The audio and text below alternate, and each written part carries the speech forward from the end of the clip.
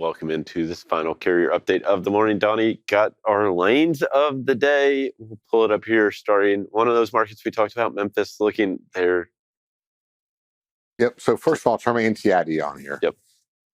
This is what we show as a trend. That's what we had the purpose of the NTID. So you're going to see this a lot. And this is what we're trying to fight. I don't want to find these lanes that are 245. I'm trying to stay above that. It's getting more and more difficult as you see this line progress down. So remember, you'll see this a lot in a lot of these lanes. So we throw in here Memphis, Tennessee, Oklahoma City, Oklahoma. I've got it on drive-in. And as we hit our search the lane here, we see that it did trend down, but it started to come back up just a little bit. Yep. We're breaking the trend. We're at $2.77. This could be where we saw that change in Memphis, where rejection rates are pushing up a little bit. Tender lead times are extending a little bit. And you'll find some lanes where maybe we can kind of get that those rates up just a little bit.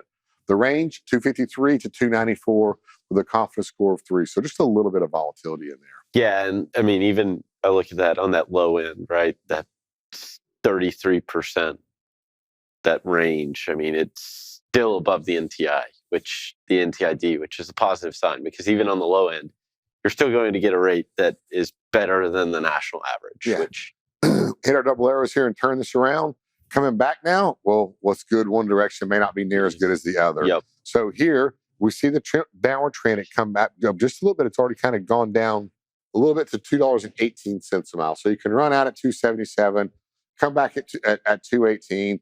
Your average rate per mile is right there around that NTID. Yep. So in this, it kind of averages out around that 245, 250 rate per mile range. So still a decent lane because it's I-40 straight across. You're running in some of the cheapest areas to buy fuel. So you can still be profitable on this lane as long as you definitely get the timing right for that 468-mile run. Yeah, for sure. Let's go up a little bit further into the Midwest here. Let's go Memphis back up to Chicago. Chicago being one of the strongest markets for spot freight right now. And again, you see where the trend is exactly the same. Yep. So this is falling down as 244. So it's right there in line with the NTID. Range 229 to 261. It's a little bit longer of a trip at 533 miles.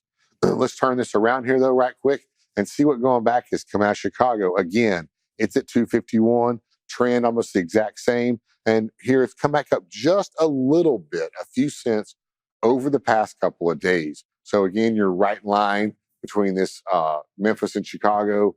Not much change. The trends are all pretty well panning up to line up with what we show you every day on the NTI. Yeah. I mean, I think one of the interesting things here is if you look back too, right? I mean, we're talking December, November, January, or October. We're talking this rate was above the NTI.